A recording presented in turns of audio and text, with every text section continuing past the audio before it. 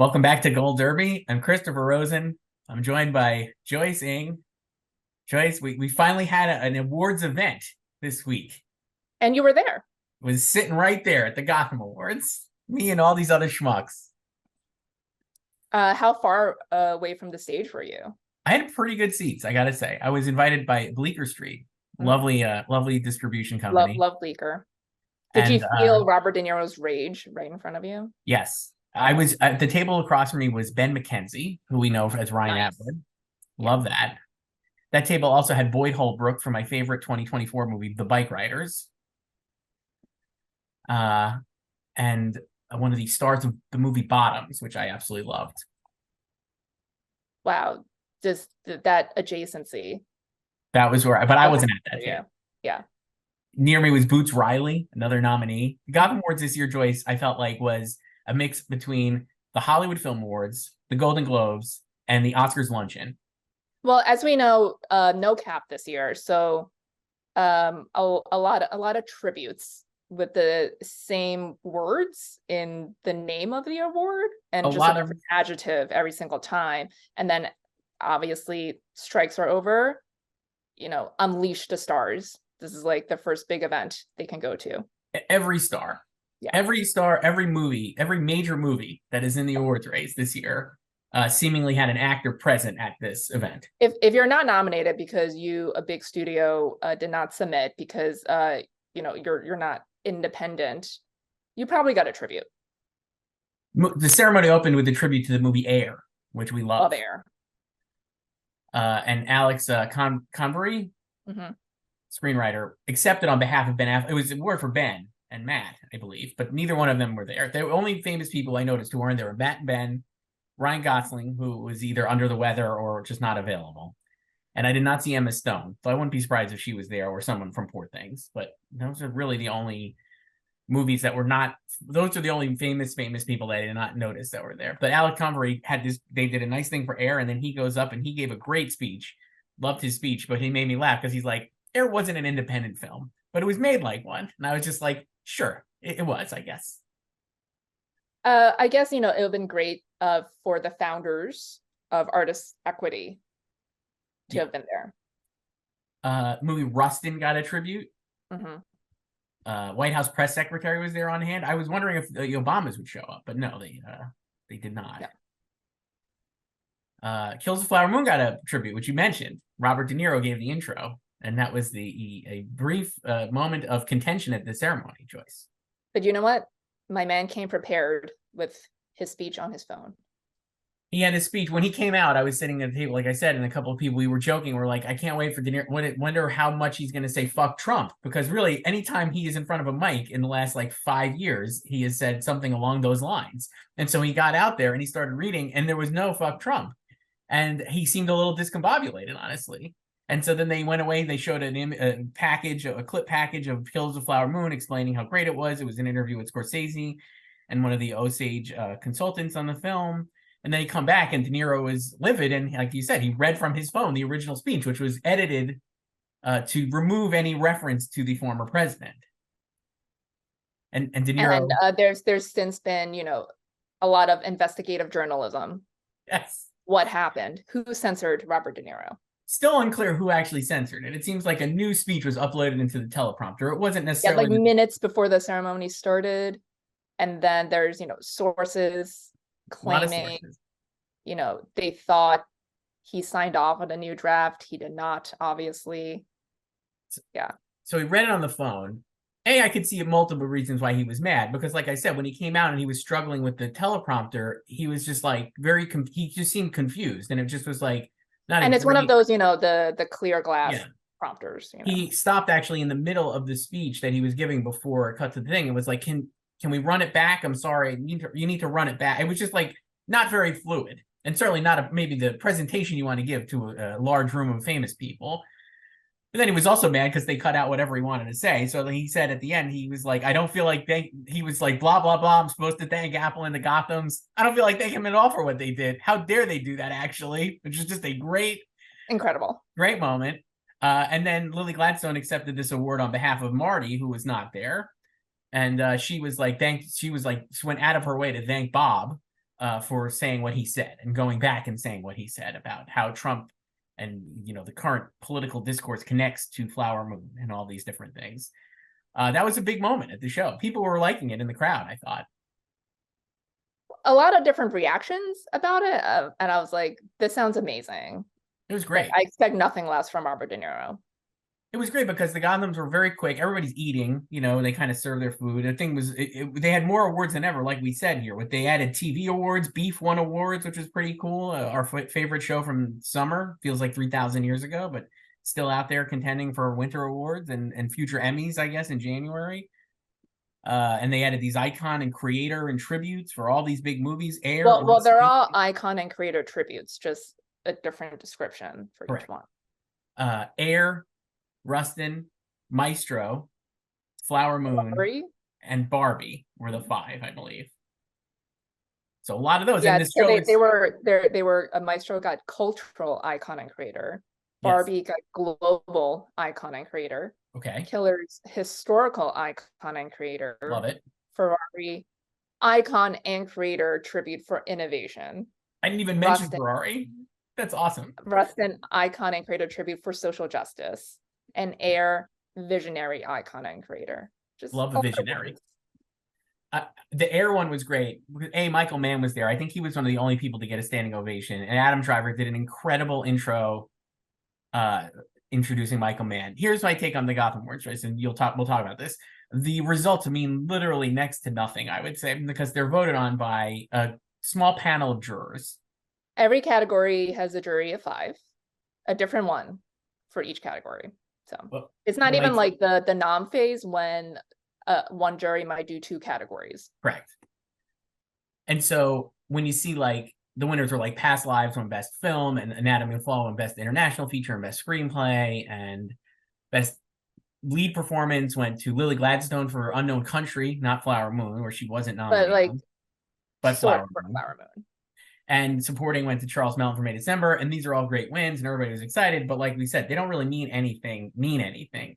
But what I felt like the whole thing meant, and again, because the room was like an Oscars luncheon, I was like, you could just get the vibes from the room of what people are excited about this season. Yeah, but I think, this season is also asterisk because of the strikes. It's I think people are excited because this is usually the first stop anyway, but they're even more excited this year because they can finally be out and about talking about these projects they've been muzzled speaking about for months, Right. So here was my take. The 2 takeaways, big takeaways. Put Lily Gladstone in first place for Best Actress ahead of Emma Stone. The room, it was the most, she was just beloved. Her speech for Flower Moon had people crying. Her speech for Unknown Country was wonderful.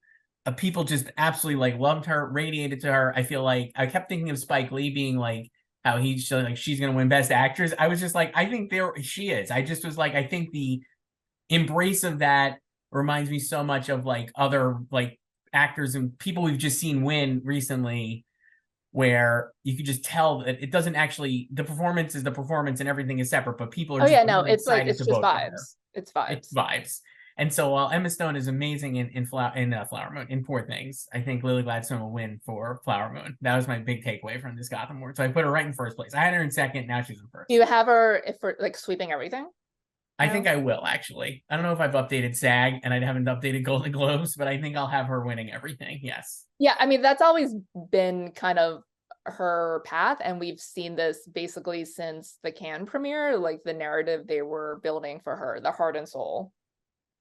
She's the heart and soul of the film, but she's also great spokesperson for the film. Yeah, she's very articulate and eloquent in all the press that she did before the strike and since the strike ended. And a lot of the they've done a couple Q&As already since the strike ended, and Leo's always been by her side. He's right there advocating for her. So she has a cosign, right? And obviously Marty did all the press during the strike for the release of the film, just talking her up. So, and then she has endorsements from Spike Lee. So, but that's all it's just vibes, right? It's vibes. Yeah. It's full vibes. And I was like, she's absolutely going to win. I think she could be a sweeper. I really do. And I think that like people want her to win. And the thing about this, I also thought too, is this is a movie that we've talked about since we saw it and since Cannes, that is like, it's hard to know, like, is there going to be passion for the movie as a whole? Because it's so long and it's such a It could just serious win that project. and then like it'll be done. So. And that's it. I was like, I don't think Scorsese's going to win for this movie. I think it'll get, like we said, like it's the Scorsese 10 nominations at least, right? Like the Scorsese 10. But it's not going to go over 10 like Gangs or no. It is like, this is like, she is the Cate Blanchett in The Aviator of Kills the Flower Moon.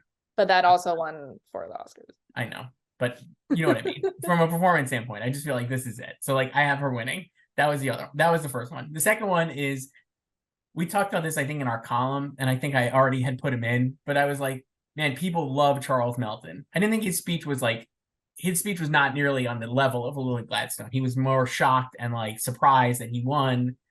The buzz inside the room, even before the ceremony started, was that he would win. I update my predictions from a month ago when the nominations were announced. I had him in first. I was like, I had him in first, and then like an idiot, I put him in second right before the show. I had Devon Joy Randolph winning, and then I was like, oh, that's stupid. Why would you do that? I don't know. I have no idea. It was just like, it was so clear. I know. Even a month ago. And you know what's funny? I had Lily Gladstone in first from the first time for Unknown Country, and then I moved her out for Jeffrey Wright, like an idiot. I don't know. I was dumb. I went like I got like 3 right out of 10. Oh yeah, I think so. I mean, like it's like meaningless because it's like you're trying to predict these juries, like the tastes of 5 different people each time, like in each category. So anyway, I had Charles Melton in for supporting actor. I really do think there is a lot of passion for him. And while his speech wasn't like an all-time moment, like it was not like a Ke Kwan or Troy Kotsur moment at the Gotham Awards, where both of them won and then like gave great speeches and then were catapulted to their future Oscar wins. But I do think he's got enough passion for him and enough supporters who are very influential, like Natalie Portman and Julianne Moore, who I think could push him in for a nomination. So I think he's going to get in. That was my other take. Well, you love speeches. I don't think they really matter that much, especially for an untelevised situation like this. And like Gothams are, again, not the biggest award show there is. Like great wins for both of them. I think Lily definitely can win. And I still think Charles is a borderline situation. I mean, I have him in 4th. I think he could be 5th easily too, but I do think he'll get in. That was my big take. Like I don't think either of those wins are surprising. No. And again, there were 10 nominees. They're not surprising at all. And it's picked by 5 people. It's like they're great. Like the Gothams in general are just a great boost for whoever wins, because you can say you won something. Yeah. Like, and it's just again, really. It's just the vibes. It's all vibes. And it's like, and I saw, a lot of people being like, the last 2 winners of supporting actor, because it was like when they went gender neutral, it was Troy Kotsur and Ke Kwan. And it's like, yeah, but their films also won Best Picture. Yeah, I'm not ready to make that case for Charles Melton, but I do think that he could get in. Other strange things I noticed. Anatomy of a Fall, like a lot of people love that movie, which we knew because obviously it won the Palme d'Or. But I mean, like, a lot of support in the room, it felt like, for that. A lot of people wondering how Barbie was nominated for anything. Ryan Gosling was a nominee. That one did not go. I'm glad. Maybe it was good that he wasn't there, because I felt like people were like, why is he among these nominees for independent? Well, because they submitted him. I know. That's how it works. I know, but it just felt like really strange to have like Ryan Gosling among these nominees for like the $1 billion grossing Barbie. Well, like, that's also because I do believe that had Apple submitted Killers, that Lily would have been nominated for that. Yes. And would have won. So I do think it's like, while that definitely helped her win for The Unknown Country, I do like that she won for that, because that is more in line in the spirit of the Gothams of recognizing independent cinema, right? Instead of just like rubber stamping a top Oscar player, like had they actually given it to Ryan Gosling. Right. I love that. Like one of my favorite ones is actually A.V. Rockwell won, I think, best first. That was like a slight upset because Celine Song was nominated for Past Lives. Now Past Lives won Best Feature, and I felt like Past Lives was obviously going to win Best Feature. And again, it's different juries, so who knows? But like maybe that jury knew that. I'm sure most people realize that Past Lives would win Best Feature, even if you weren't part of that jury. And so, like, that is a great opportunity to reward a person. I mean, it could have been a jury of 5 people who hated Past Lives. Maybe, but I doubt that. I just feel like it was a nice way to support another film, and it was great. Her win was great, and I thought her speech was really awesome. And it's like that's really what the Gotham should be for, is to like reward. Yeah. Like this 1001 is not going to be making a lot of, not going to be winning a lot of awards, major awards, right? It'll probably win critics awards or whatever, but like. It was nice to see you get this big moment in a room full, like I said, of like Bradley Cooper was there, Carey Mulligan, Margot Robbie, Greta Gerwig, like every major person associated with this award season was there. And to have that movie win in that room felt like really good. Yeah. Also, my favorite thing about the juries in general is that in the nom phase, the juries are comprised of critics and journalists, reporters, but in the winner phase, it's filmmakers and actors. It's awesome. I love that. It's like we depend on the critics to narrow down the field, and then the industry will come in and just pick the winners, 5 of us. Joyce, do you have the list up? I want to hear some of these juries. They showed them on the screens, but I was like trying to keep up. But I want to hear some of these. Well, so for lead performance, it's, oh my God, this font is so small. Okay. Lead performance, Thomas Bensky, Liz Cardenas, Ethan Hawke, David Lowery, love David Lowery, and Alfre Woodard. Nice. Supporting performance, Juan Pablo Gonzalez, Alma Harrell, Stephen James, Anya Taylor-Joy, and Julie Yorn. What else? How about screenplay? Screenplay. So this one, Lee Daniels, Lena Dunham, great. Sean Hayter, Scott Lambert, and Diego Luna. That's definitely the best one. That what a lineup. I will say this. That is a very and they picked Anatomy of a Fall, which based on that jury makes sense. It makes sense, but I think it shows that Anatomy of a Fall is actually like a very much a consensus movie, because those are all like that's why it makes sense. All different people, right? Like all different like levels and walks of life. And I was like, I think I had left Anatomy of a Fall out of my Best Picture nominations. I put it back in instead of Zone of Interest, so I have it back in. I still don't have Sandra Huller back in because I just can't find room. But I think Anatomy of a Fall will get in for Best Picture, which I think you already had it in probably, but. I put it back in. I just think it's like so consensus. Once again, so reactive. Well, it just helps to see these things and play out in real life and see what people are excited about in real life. So that was the Gotham Awards. It was great. It was over by 9:45, which, love that. I got home like before 11:30. What a way to start off the week and after a long holiday weekend. And then I immediately last night went to bed we're recording this on Wednesday. Tuesday night I went to bed about 9 o'clock. I was like, I'm out. That's a great bedtime. Like honestly, like anything before midnight is great. Yeah, I'm too old for this shit. Midnight is just, it's like too late really for me. Like I can do it sometimes. Sometimes I just like watch another episode of Friends and then I'm like, okay, I'm going. I love those Friends. It's like, the Nick and Night marathon, so it's right there.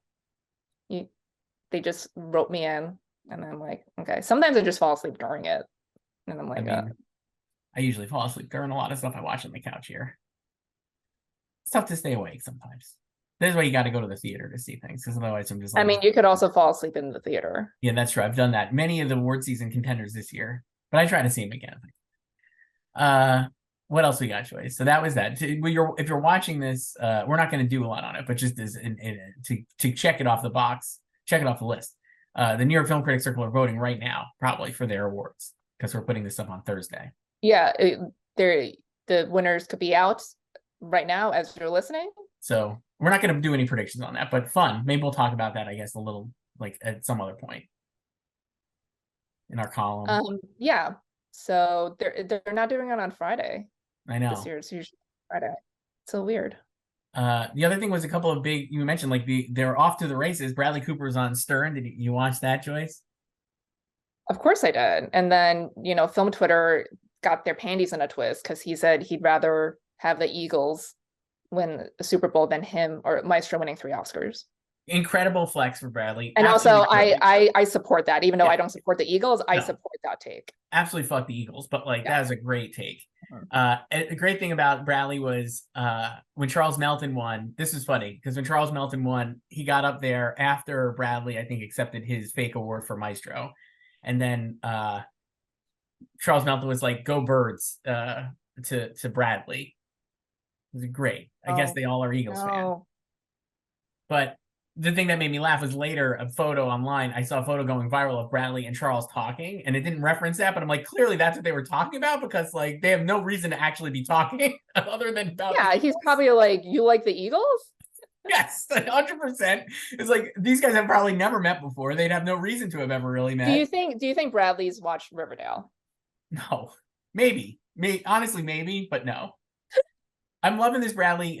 He feels like we've talked about this, like how for Star is Born, the campaign felt very tight, really tight, right? Like, yeah, like director driven, and just like, and then the infamous profile. So, and this one, man, I've seen headlines where he's like, I'd absolutely do The Hangover 4, which no one wants. And The Hangover 3 was a deadly disaster. And he's like, I'll do a 4th one. It was so much fun. I'm sure it was great for his bank account too. And he's talking about also like he can see that because he knows it's not going to happen. That's the caveat. I just feel like if this was like 5 years ago for Star is Born and somebody was like, would you do another Hangover? He would have been like, I'm a serious. He wouldn't talk about it because he would just be focused on A Star is Born. I'm a serious director now. I'm not talking about fucking Hangover franchise. And now he's like, absolutely Hangover 4. And also I would rather the Eagles win another Super Bowl. They just won a Super Bowl, but yes, like not that. But like it's every 5 years. So because they won the 2017 to 18 season, and 2018 was the year Star is Born came out. So they're on track again. And they're great, 10-1 or whatever it is, 11-1. What is their record now? No, I mean, I would be happy for Bradley if they win again, but I don't want them to win again.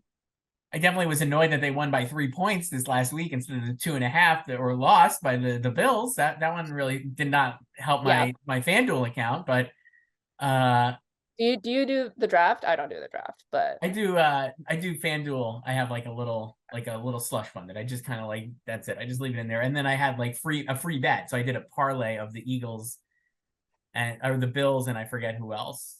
The Giants maybe, because I knew they were going to beat the Pats. And then it lost because the Eagles won by 3 instead of if the line was 2.5. But anyway, I thought that was great. I'm just like, Bradley's all in on this. He seems like he's having a fun time. Well, when you've lost 9 times, and then especially after everyone last time was telling you like you're gonna win, and your movie might even win the Big 5 for the first time since Silence of the Lambs. It was something disgusting. And then like you're losing to Bo Rapp. So you have to sit there and lose to Freddie Mercury. Goddamn. Holy cow, that's great. Speaking of Oscar losers, Joyce, in a nice way possible, because I mean literally that they have lost Oscars. Annette Bening had a great profile of Vanity Fair. Did you see that one? Mm-hmm. A lot of because now we're like 3 weeks removed from the strike, so a lot of stuff is churning out. And I thought that profile was really good, and I thought it showed a real strong idea of what the narrative for Annette's nomination will be, which is that we've already known her narrative. It was a great seeing it in print, and that she is like so staunchly pro-union and was such a great supporter during the strike, and also her, I just thought all of this worked out really well for her. Things you already knew because she's head of the entertainment fund or whatever the name is. I know they changed the name, but yeah, like she already had a profile in THR about that over the summer. Yeah. So this was great. I was like, I felt more confident than ever that Annette will get nominated reading that profile. I was like, I feel good about having her in my predictions. Did you and your fam watch anything over Thanksgiving like Nayad? We sure did. I love forcing my family to watch things while under duress. Basically. I would never do that to my family. We don't watch anything together. So I had gotten one of the last copies, I guess, of the Oppenheimer 4K Blu-ray, which is sold out everywhere, Joyce. Don't worry, Universal's replenishing the stock. They're printing out more copies, and I was like, we're watching this fucking thing because my mother and father don't go to movies. I don't know why. They have no reason not to. My The parents don't go to theaters, movies. they got nothing to do. I don't know what they're doing. They can just watch. They watch. My parents, they like shop basically, and then they like every now and then they'll be like, "Oh, we just came back from Connecticut." I'm like, "Okay, sure." They watch a lot of stuff on streaming. They watch Naiad. They watch like the Fingernails, which threw them for a loop. I don't know. I think my dad watched The Killer, and he was like, "The beginning sucks, but then it gets good," which just seems like a lot of consensus.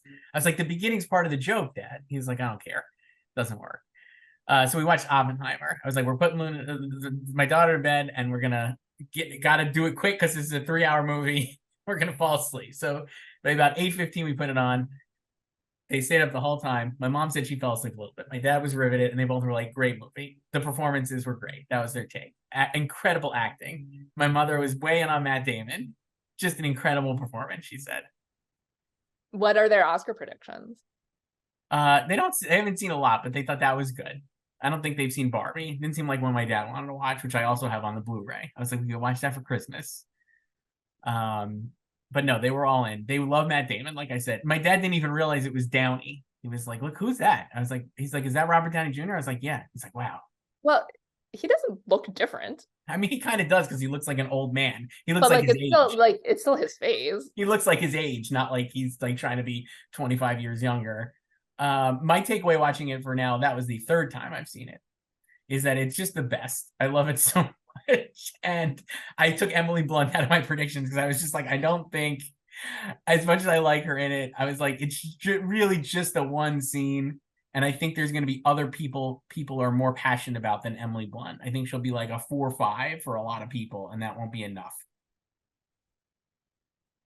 She's a classic coattail, but she, for the first time really in her career, she has a strong film to She's a coattail on. really strong film to coattail on. And So I think there'll be more passion for the other performers. Though my list is complete chaos, and you're gonna laugh. who did you replace her with? Well, I have Danielle Brooks winning, which I feel like more confident in by the day. I have Devondre Randolph in second and Jodie Foster in third. I think Jodie is really going to get in. Then I have America Ferrara back in. And I have Julianne Moore for May December. I'm going in on May December here.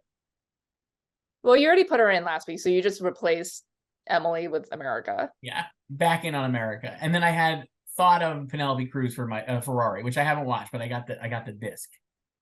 Yeah, I watched that. I liked her. I'm not like as blown away by her as a lot of people seem to be, but I thought she was good.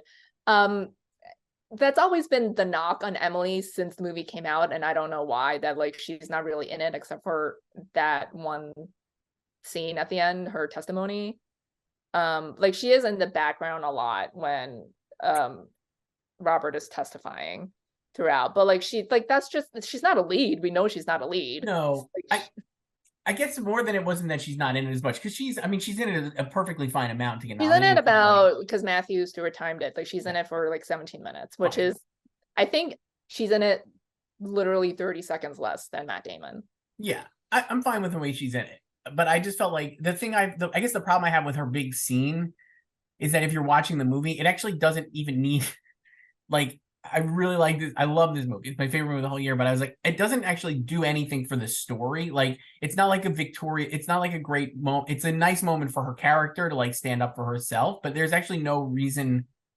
Like, I don't even understand, having even watched it 3 times, why she's up there. They're trying to get her to like talk about her communist background, and then she kind of throws a monkey wrench into Jason Clarke's Third Degree, but like, it doesn't really amount to anything, and it's a cool scene. But it's like one of those scenes at the end of the movie where I'm just like, if this wasn't in the movie, it wouldn't change a single thing about the movie. And that to me felt more of a detriment to her possible candidacy, I guess, than whether she's in it a lot or not. You know what I mean? It just doesn't, if you took that scene out, would anything be different? Well, like if you took that scene out, she still has her, I mean, her big moments really are in the third act, because you see how much it's killing her. Like she literally says to him that like, why are you just letting them like run roughshod all over you, and you think like everyone will forgive you because you let them. So like she's fed up with him, and she's also trying to defend him. So Right. they're like, all of her material is really in the third act. So I think it's fine for the story, and it makes sense for the story. And it's like, I think people just want her in it more, which I understand. And then also it's like the knock on Nolan, like he doesn't know how to write like female characters, I, which I don't yeah. think is fair to this movie because it's so from the perspective of Oppenheimer. But I also don't think like your issue with it, like story wise, I don't think people think about that. Like they'll just be like, I love Oppenheimer, I love that scene, like her scene, and like they'll Yeah. vote for her. Maybe you're right. I mean, that's very possible. I just was like, to me, I was like, it's a great scene and she's great in it, but I have no idea why it's actually in the movie beyond like giving her more to do. And I actually think she's maybe even better in the scenes you're talking about, which are very short, but like her like fighting, like, why are you like those scenes when she's like arguing about like having him stand up for himself in the third act. And her best moment is actually like when she doesn't shake uh Yeah, like Lady all of her Sassy's stuff is in the hand. last act, and people love her in the last act. And you know what I say, you need a good beginning or a good Yeah, that's ending. true.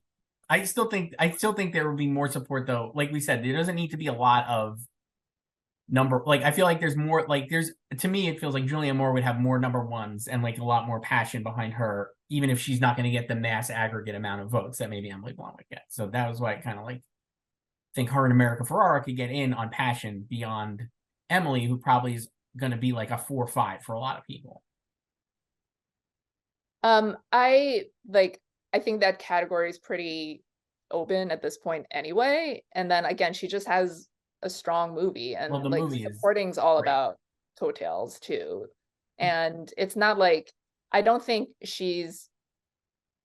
I don't think she doesn't not have passion. Like I think she has passion, especially for the testimony scene and the handshake Right. refusal. The handshake is So great. I I don't love. like she I don't think she'll get a ton of number ones, but I think she'll get number Enough. ones. Like, I don't think she's a filler nominee. Like I have her as a solid third, which you might consider just filler because it's not No, first I or think that's pretty high. I think the top three, if you're a top three, that's really good. So yeah, I like don't I don't know. think she's winning, No. but like I It, think like everything really for the first time is lining up for her to get her first nomination. that's true. So I could see her getting in, obviously, but I don't have her in, and I just could see her not getting into. Other takeaways from it, Cillian Murphy rules. So good. he's the best. And And then Downey is amazing. And the writing is so good. And I was like, actually, this time, I've been on Team Matt Damon, and this goes to what you were saying about how it's going to be not impossible, but unlikely for it to get another male actor in supporting, because how do you pick a fave? But I was like, man, David Krumholtz is so good, and he could probably get in on like merit, but he won't get in reality. And I also thought Alden Ehrenreich, it's just awesome in his scenes with Downey. They're just so good. He's so good. all the dudes are great, the entire supporting cast. So, But I do think like they're streamlined to focus on Downey because that's just easiest. and I think you're right. And I still think he'll win. I still have him in first. Joyce, we could go to emails now that we're off of Oppenheimer. That's so many. Emailed us at slugfest@goldderby.com. I'm going to start with this one because it lets us talk about some categories we haven't really discussed yet on the pod here. It's from our old pal Harold and Maud. You remember? Hi, Joyce and Chris. I hope you're doing well. Today I have 2 questions. My first being about best original score. While I know this category isn't particularly important, and you haven't really predicted it yet on Gold Derby, I have been adamant since day one that Indiana Jones and the Dial of Destiny will get this nomination, and I feel like I'm somewhat alone on this. John Williams just got the Grammy nomination, and at this point, I feel it's naive to say he's not on the level of Diane Warren, who can get a nomination with any movie, even though Indiana Jones is far from being as irrelevant as 4 Days or Tell It Like a Woman. Or Flamin' Hot, maybe, for Diane this year. I'm adding that as an editorializing because I know she's in contention for that as well. I think Ludwig Göransson is a shoo-in for a second win for Oppenheimer, but I'm wondering if you guys think I'm crazy on this. My second question has nothing to do with award season, but I'm curious about your favorite Oscar wins before 1960. Some of mine are American in Paris for Best Picture and Joe Van Fleet for East of Eden for Supporting Actress. That's Harold and Maude. Why don't we do score first, Joyce, and then we could look at the history while I pull up Wikipedia to refresh my memory of movies that came out before. Yeah, I have to do that too. Well, you know what, Harold and Maude? I also have Indiana Jones in. So. Wow. I don't have it in. Now I feel like the idiot now. Well, maybe you should. So you can predict these shortlist categories now because they've been added at some point. I don't know. We don't control this, but they were added. So they were added. So here's what I have. Want to do these quick? Should we go through all of them, or just score? I mean, do we need to go through all of them? We can just do score. Why don't we do score and song? Keep it musical. For score, I got Oppenheimer, Kills the Flower Moon, Spider-Verse, Elemental, and Poor Things. I have Oppie, Poor Things, Killers, The Zone of Interest, and Indiana Jones, and A Dial of Destiny. So you don't have either animated movie? I did not. I thought about Spidey, and then I just saw Indy right there, and I'm like, I'm just going to go with John Williams. So Elemental would be Thomas Newman getting in, and he's never won. I think he's got how many nominations, Joyce? 13, 12, 13, something. A billion. Like he's going to catch up to John Williams. Having rewatched that on an airplane recently, it's a really solid movie and a great score. And the Spider-Verse one, I'm not forsaking my pal Daniel Pemberton. He just fucking rules. And the Spider-Verse score is the best. It's so much better than the actual movie itself. I can't even stress how good it is. And he's got new themes and all these different things. I feel like that could almost win, even though I have Oppenheimer obviously in first. So if I was going to put John Williams in, I'd have to drop Poor Things. And kind of like maybe I will, because I don't really remember the score that much. And, you know, maybe I'll take it out and put Spidey in. I mean, A Dial of Destiny in, even though I don't think that's a particularly memorable indie score. Or it doesn't matter. It's John Williams. All right. I'm putting him in and dropping Poor Things, which you have in second. Shows me how good I'm doing. Well, it's also because I do think the Poor Things score is memorable. Maybe you just haven't seen it in a while. I only saw it the one time. I've only seen it the one time, and but I saw it a month later than you did. I did not sleep through it. I watched it. I liked it a lot. And what's going to be your Babylon this year in emergency? Well, Spider-Verse, I think, is the best score of the whole year, even better than Oppenheimer. And I don't even like the movie that much. I think it's totally fine, but it's a fine movie. It's like a B, but the score is an A. I love the theme. I love the Gwen stuff. My big take on Spider-Verse is that they should have just made a Gwen movie.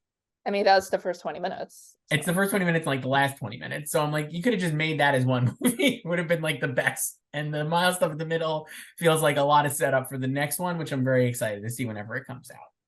But I thought this is like an all-time Pemberton score. He also did Ferrari, which you can hear once you watch it. So I can't wait. Yeah. Good year for scores. I actually also really love the Barbie score. I think it's awesome. It gets lost, kind of like ignored because the music, the songs are so good, but the score itself is great. Yeah, it's just a lot more subtle. I don't think it's getting in. No. In song, well, we're keeping it musical. I got What Was I Made For? I'm Just Ken, and Dance the Night Away, or Dance the Night, all in there for Barbie. Then I have This Wish, which I gotta say, Joyce. You have 3 songs? You can't have 3 because only 2 can get in. Only 2 can get in? Yeah. Oh, okay, great. Only 2 per movie. Okay. That makes it even easier. So then I have What Was I Made For? And I'm Just Ken, This Wish, The Color Purple, and I have Flamin' Hot, Fire Inside. I have What Was I Made For? I'm Just Ken, This Wish, Keep It Moving, and The Fire Inside. That was the Diane I chose. Yeah. I have the same one. They're promoting that heavily. Yeah. So obviously that I mean, I just had that locked in at 5 right there. And then I was like the 2 Barbies and then 2 more slots. So the movie Wish, Joyce, bombed. Not a great film. Did you see it again with your daughter? No, we saw The Marvels, which I actually liked a lot, and she liked it. It's fun, isn't it? It's really good. Everyone trashing it, I was like, boy, why did everyone give a shit about this movie? It's actually better than a lot of the other Marvel movies I've seen recently. It's a lot of fun, under 2 hours, just like you could see low stakes, but like it's high stakes plot wise, but like low stakes as like a film overall. Yeah, and you could see where like I feel like certainly in the first act they probably cut out probably about a half an hour of exposition to get like to the point. It's completely unnecessary, and like again, you don't need to see any of the shows because they give you the expo in the dialogue in 1 sentence. It was great. I thought it was actually pretty good. I thought it was like not like I'm not the biggest Eternals fan. I thought that was like really bad, and I didn't think a lot of like Thor 4 and Black Panther 2 was great, but I thought they were like well made. And this I thought was like just better than those movies. I don't know if it's as well made, you know what I mean? Like Black Panther 2 had like a higher pedigree of all the elements, but the story I thought was not as good as like Marvel's. Yeah. It's just, you know, it's getting eviscerated because it unfortunately is just coming out at a time when things are not great for Disney or the MCU. I think that's it. And then, you know, we know everything else about how the internet feels about some of the people involved in the film. So yeah, that felt like a lot of that. Yeah. I also felt like when critics, my take on always on critics is some of my best friends are critics, Joyce. But my take on critics is when they do see a movie, they give a good review to a first movie that is not as good as they said, or is they feel like embarrassed that they gave a pass to the first time. When the second one comes around, they're extra harsh on it. And I think Captain Marvel got pretty solid reviews, even though I think it's actually not very good at all. And I think it's like way worse than the Marvels. I think the Marvels is a much better movie than Captain Marvel. But I think people were like going to be extra hard on the Marvels because they felt like retroactively that they should have been harder on Captain Marvel. Yeah. And but that also came out, you know, right before Endgame, and like all the hype was, you know, like you know, a female lead finally, so not Black Widow. Yes. And it made $1 billion in the box office because it was leading up to Endgame too. Yeah.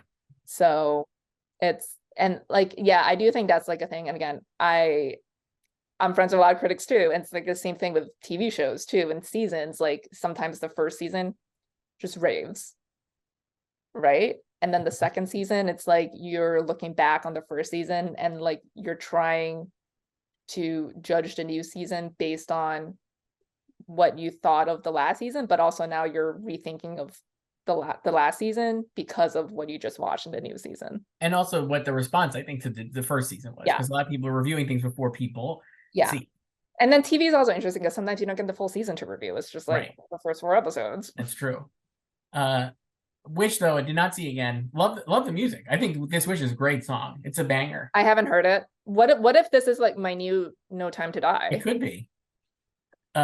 Keep It Moving from The Color Purple, I think, is a pretty solid song. I would say the placement in the film is a little tonal whiplash, but it's a good song.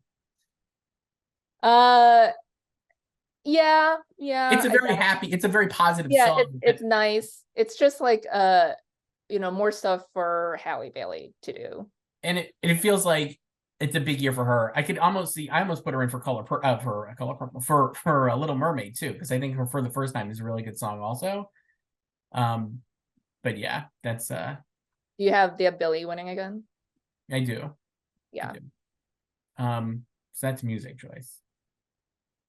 Yeah, so Indiana Jones. I don't even remember the score. So how about so best Oscar winners before 1960? Oh right, I need to. This is a nightmare for me because I don't have a good memory. Are we just like any category? I mean, do we do any category? Should we just do like best picture? I don't know, because if it's like before 1960, I'll just do my default and do A Streetcar Named Desire. That's good. I was going to do The Apartment, which is 1960, but yeah, can I count that? No, because it came out in 1960. Okay. So I guess Casablanca, I'll just be basic and do that. It's another one I like. It's tough to think about these old movies because a lot of them I mean, like, I think Casablanca still works now as well as it did, you know, It's like a timeless movie. But some of these I think are a little dated, I would say. The Apartment, not so much. I think that's a real all-time movie. Let's see where I got here. Let me see. Other emails. This one's from Guillermo, longtime listener. Hi guys, I hope you had a great Thanksgiving. It's been a while since I wrote in all caps LOL. Sorry about that, but I listen every week. My question is, which acting category do you see being the chaotic one this year? last year was supporting actors with Angela Bassett, Jamie Lee Curtis, and Kerry Condon splitting many awards, and which will be the most locked? Bonus question for Joyce. Predict the Australian Open men and women winners. I'm going with Noel and Rybakina. Did I say that one right, Joyce, or no? Oh, Novak Djokovic and Elena Rybakina. There you go. So we've talked about this in terms of sweepers and also chaos. Might take after, I think I would have said best actress, but now I'm all in Lily Gladstone sweeping. So I probably will remain with best supporting actor as probably the most chaotic one this year. I think it could be set up for a Downey sweep. But I also think Gosling could win. I think you're going to see a lot of Charles Melton critic prizes, and I think we could have a lot of different winners there, certainly from the televised shows. Like, I could see that being a little more open than maybe I thought. But I don't know. We could end up with like 4 pretty set categories by next month. Yeah, for the televised awards, for sure. Like, it could still be chaotic with critics, you know? Mm-hmm. Like, I can see Lily not winning any of the big 3 awards. I think she'll probably win at least one somewhere, but I can see her not winning any of the 3 and then, start winning at the Globes. Right. And then pull through. And as we've said, like, SAG would be the most difficult, but if she's just sweeping and it's vibes, Love vibes. Yeah, I think before Color Purple was seen, I would have said supporting actress, but I can see Danielle just stomping through now too. And she's another one who I think might not win any of the big 3 critics awards, but I think she'll do really well in regional critics awards. And then she could start her sweep with the televised awards. So, and like same thing with actor too, because I think most people have Bradley, although I think Killian is still in first, like overall. I think Killian's still in first. I think Bradley, if he starts winning, I think you'll get the sweeper going. We could have Bradley, Lily, Danielle, and Robert Downey Jr. could just sweep through. Basically. I hope they don't.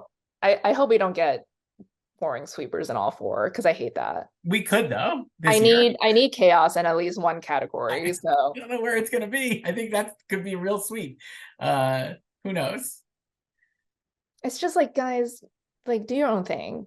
Like, think for yourselves. Stop copying off of some other people's homework, or just because you see someone winning and you want to say you voted for them too, even if it's not your favorite. How about the Australian Open stuff, Yeah, I would never bet against Nole in Aussie, so he's going for number 11.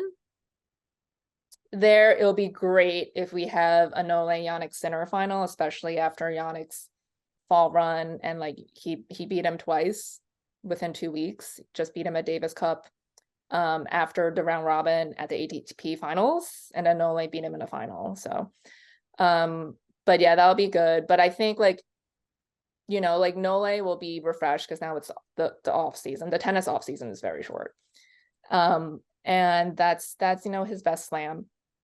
The women side will be interesting because I think we have a lot of people who could win. Iga Swiatek, I think she could do well there. She hasn't made the final there yet, but I think she's gotten her mojo back since she lost and now has reclaimed a number 1 ranking. Mm-hmm.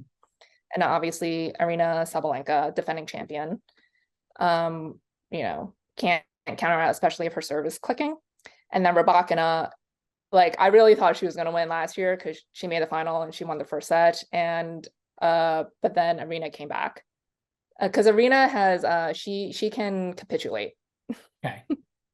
Especially from a winning position. But she came from behind this time and won. So yeah, I worry about Elena because she has some like health issues a lot. Okay. So, but yeah, like she feels like she should be a hard court slam winner, especially like in Australia, like the beginning of the season. She's already won Wimbledon.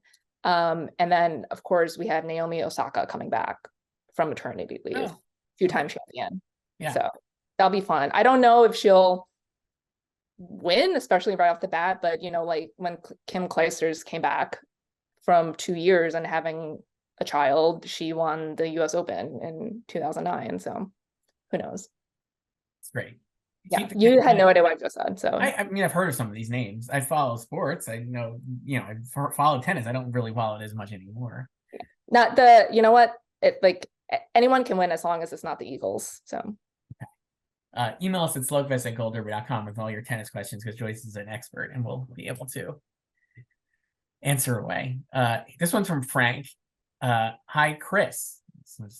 I was finally able to see Saltburn in its wide release, and I loved it. It really nails the ending, even though it's so twisted and is really just entertaining. I don't think Barry Keoghan will get an Oscar nom for this, but he 1,000% should. It really should again for screenplay, though, just for the line when Rosamund Pike calls someone malignantly ugly. Just amazing. That's from Frank. One of us. One of us. Is this your other burner? It's not my burner. We are proud and strong. The Saltburn Hive remains committed to Saltburn. I'm really happy that last week when we had to assign side dishes, Thanksgiving side dishes to films, that I said Saltburn is Brussels sprouts because it's polarizing. And as we've seen the past couple of days, it's Brussels sprouts. Wow. People really hate this movie in a way that they have not hated something since Babylon, which is also one of my favorite movies, and previously The Wolf of Wall Street, which is also one of the greatest movies ever made. So I feel like this will age well, and I feel like I know you did not hate it and you did not love it. So it's totally like in the middle for me. Like it's totally fine. But when I was watching it, I was like, this is such a Chris movie. Like it's totally Babylon coded. It just like everything was this is another vibes thing. Big vibes. It's like aesthetically great, amazing. But like dramaturgically doesn't really make a lot of sense, especially in the third act.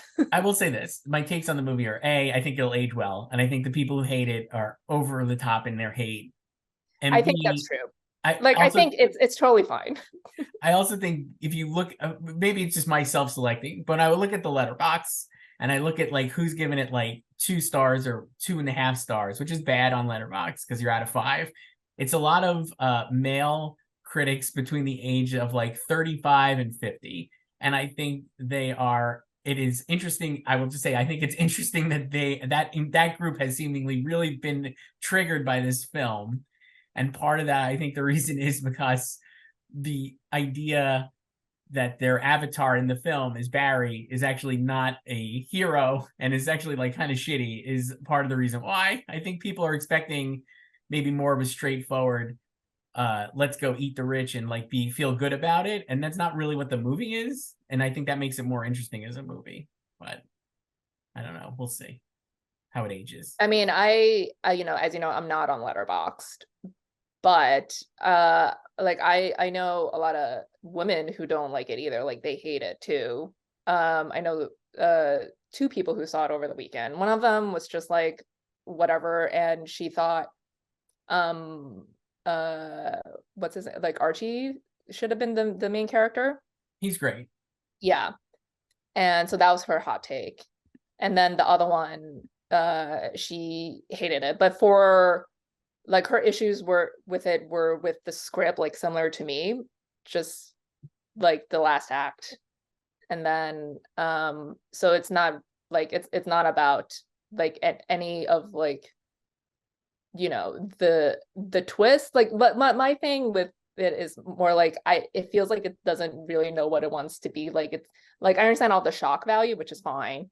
But then it's like, do you want this to be a twist or not? Because it's super obvious. I never thought that it felt like a twist. I was talking to somebody about this at the Gotham Awards, and they were saying they enjoyed the movie, but that presenting it as an awards movie has done it a disservice because it sets expectations at a different level. And I mean, like, Emerald Fennell has talked about like Cruel Intentions as like a main, like is she on her Letterboxd, they do like a Letterboxd on the red carpet. Yes, I know what happens on Letterboxd.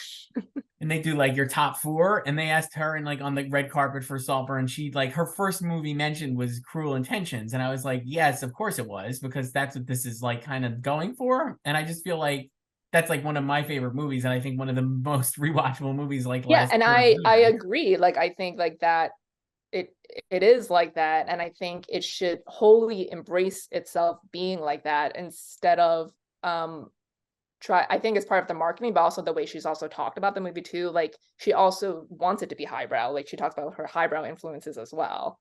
Yeah, I think and maybe the framing has thrown people off if you're expecting like I mean to me it's like I don't separate. I'm like that's one of my favorite movies of the year. If we do our favorite movies of the year, that will be like right at the top of your mind, like Oppenheimer, Barbie, and Saltburn.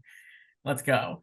But yeah, I think if you set the expectations that it's supposed to be a serious awards movie, then people will be disappointed. But I do think Yeah, there's just like there's just some deficiencies, I think, in the story and the script, and I really did not need that last montage.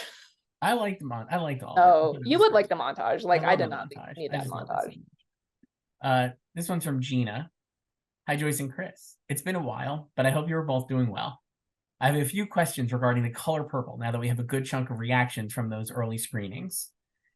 Fair warning, some pretty long questions ahead, but I had some thoughts to get off my chest. I gotta say, Joyce, I've read long questions. These are fine. Gina, you're good. Don't worry about it.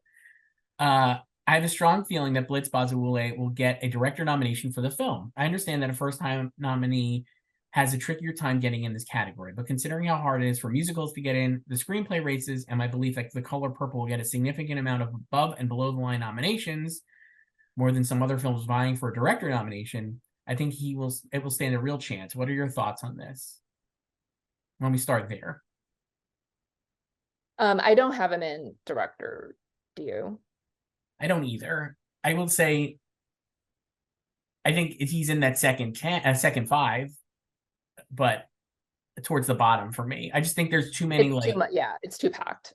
It's too packed, and there's too many like standalone like Jonathan Glazer I don't have in anymore, but I feel like he would have a better shot based on like the branch and like the insularity of that branch than Color Purple, even though I think Color Purple will end up with like more nominations than Zone of Interest.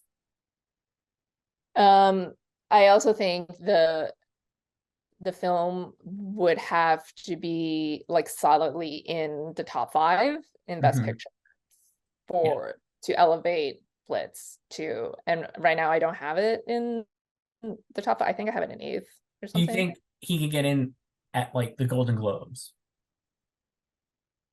I mean, it's packed there too. I don't have him in at the Globes. I don't have him in at the Globes either, but if he was going to get in, I guess one of these things I always think about is like, it's got to have something, you have to get in for it to like. You know where he can get into? Critics' Choice with like their 12 slots. Yeah. Yeah. And then if he got in there and then all of a sudden maybe he gets in Golden Globes and you kind of can start talking about it. Well, the Globe nominations come out first. I know. Before Critics' Choice. That's true. But yeah, I don't I mean he could probably, I don't think he would win any of the big 3 critics prizes, but I could see him being, nominated at regionals. Yeah.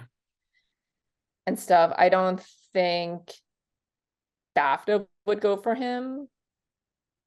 I think like he would have trouble picking up precursors nominations. Yeah. So, but if the movie, like I think the movie would do well box office wise, and if it does sustain, good word of mouth and have like great reviews and just kind of rises into the top 5, then maybe he could get pushed in there. But right now, I don't have him in. So next question from Gina. I have this sinking feeling that Coleman Domingo could surprise with the supporting actor nomination, especially if voters really rally behind the film following its release. Could he and Charles Melton both prevail together in this case? It would most likely knock out the double nom for Poor Things, assuming Gosling, RDJ, and De Niro all stay, which is why I'm not sure just yet. But with Emma Stone being prioritized most of the actors, it wouldn't be too surprising of the actors for that film. It wouldn't be too surprising. Well, I already bumped De Niro out for Melton myself. And I think if I was going to put Coleman Domingo in, and I actually think he could be like in 6th right now, honestly, and based on how he's supporting actor, I think he's like not far off. Maybe 7th. I guess I'd have De Niro 6th in my case, and then Coleman 7th ahead of like Dominic Sessa. I guess like that he's like in that range to me. I could, if I was going to knock off one of the Poor Things people, I would actually probably knock off Ruffalo over Dafoe. Because you're swayed by Willem campaigning and doing interviews and Mark not having done much yet. Nailed it. You're just so predictable. Nailed it. What about your guy, Sterling K. Brown? I think he'd be behind these guys. I think it's a great. I guess the problem with that is like all of the people in American. I still like have American Fiction like locked in for a SAG Ensemble nomination. I think it's hard to pick one of the actors, and like they're all like so supporting of Jeffrey that it would be tough. I think for any of them to break through individually. I had Coleman in my like early predictions last March, I think, or in March, Yeah. I guess not last March. But yeah, I don't have him in anymore. And I think it's similar to Blitz. I think the movie will really have to explode to carry him into here. And I don't know if I even, because I've seen, you know, people obviously talk about like, oh, he could get double noms with like this and Rustin in the lead. And I don't think that's gonna happen. And I don't even think like one necessarily helps the other, or like Rustin will like help him here. No, You know? I don't. I think he could get in here, and it would not have anything to do with him also getting in or not getting in for Rustin. Yeah. But I do think he can get in. I don't have him, like I said, I would have him in that like 7-8 range for this. Yeah, like it's a very flashy, big performance. It's the villain role, you know, he's Mr. So he does get to do a lot in it. And yeah, I still have my double Poor Things. So me too. I just took out De Niro for Melton. I have the double Poor Things. If you had to pick a Poor Things, would you also pick Defoe though? You were early adopter on Defoe. would I pick him to keep? If you had to drop one of them, would you drop if I had to drop one of them? Yeah. I mean, like I personally would keep Willem, but I think I would drop him though for predictions sake, because I think people might just, you know, find Mark more surprising, because I think people don't know he's funny. Yeah. And so last part of the Gina email. Assuming that Danielle Brooks does win supporting actress, and assuming voters love this film a lot, do you see The Color Purple getting at least one other win? I ask this because I've seen someone suggest, should Barbie vote split an original song, it could grab a win there. Either that or The Color Purple could potentially stand a chance at upsetting in costume design, since it's getting a ton of costume mentions from the initial reactions. Love to know your thoughts, and I appreciate you both so much. Have a wonderful day. That's from Gina. Oh, you too. I don't think I have an interest anywhere else besides Danielle. I don't either. I think costumes would be tough because I think of Barbie and Poor Things, the elaborateness of those costumes feel like top. I would say they're ahead of Color Purple.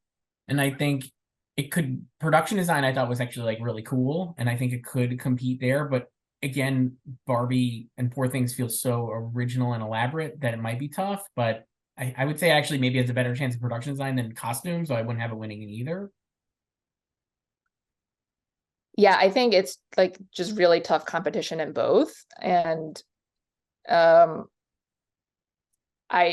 don't like, I think if it's like not Poor Things or Barbie winning one of them, it'll be the other, you know? I could also see, here's what I was thinking too. I think it could get in for adapted screenplay. I don't have it in adapted screenplay. I don't either, but if you look at the list, this is the tougher category. So I have right now, and it's a musical. Here's my 5. You're gonna laugh in my face. Oppenheimer, American Fiction, Poor Things, and Killers of the Flower Moon.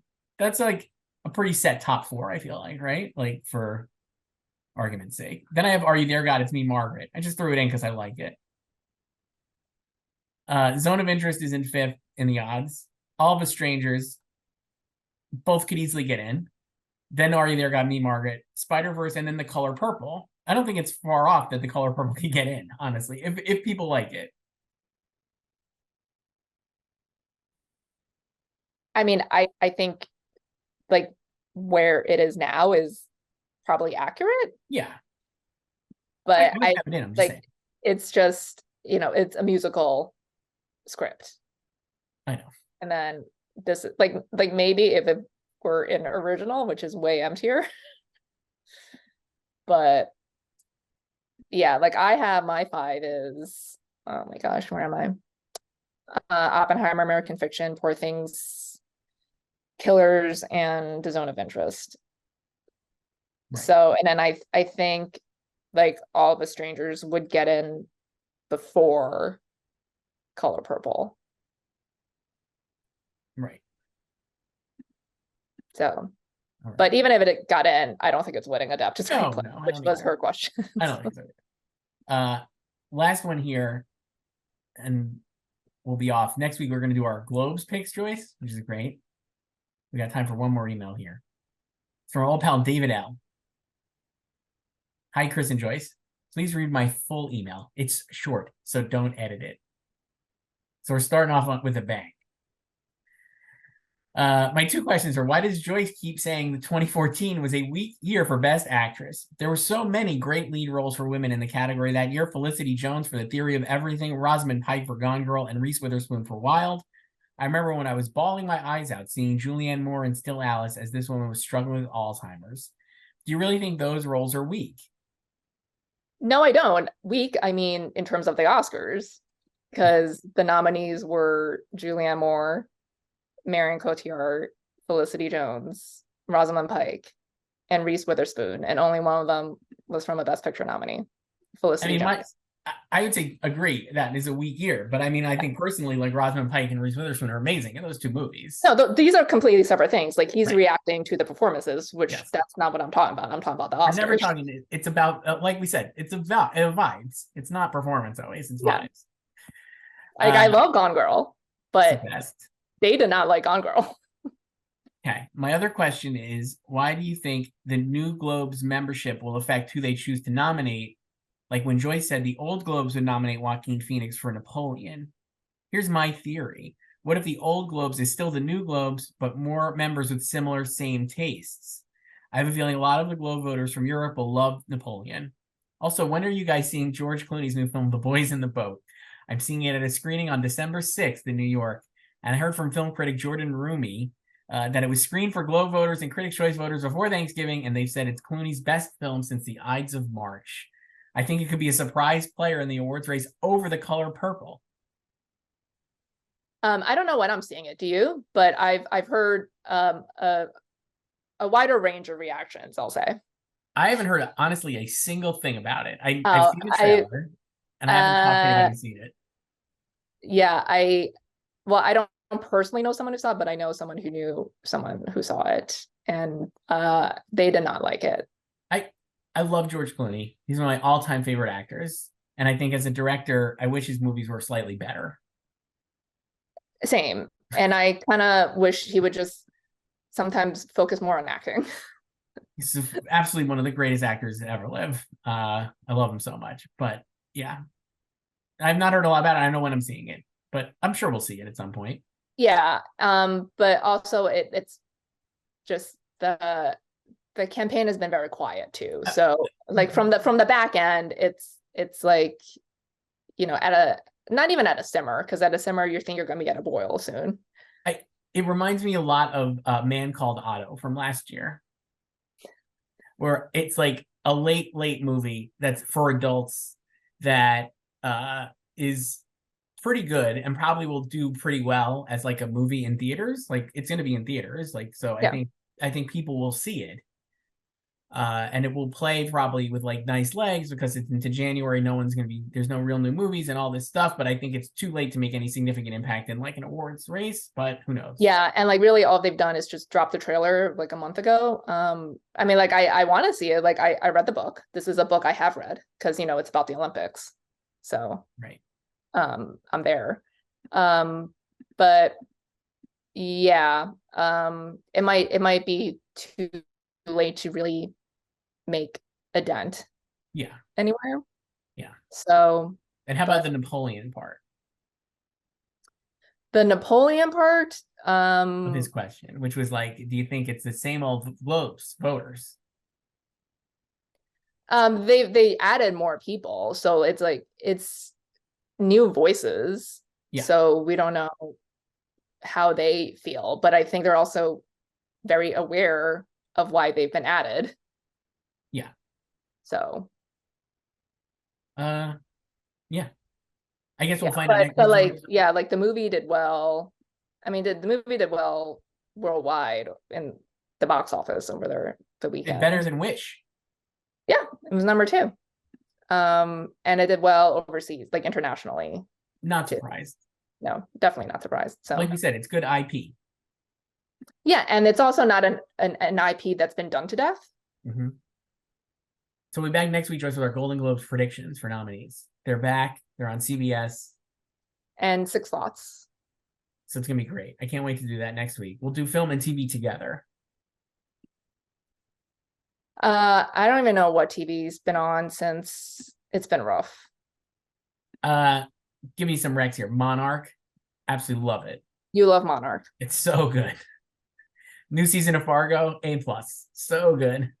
I mean, I do have John Hammond for that on the Great. show. So good. It really it's really like limited. That's rough. Tough beat. We'll talk Yeah. about it next week. This is fun, Joyce. Talk to you then. Bye.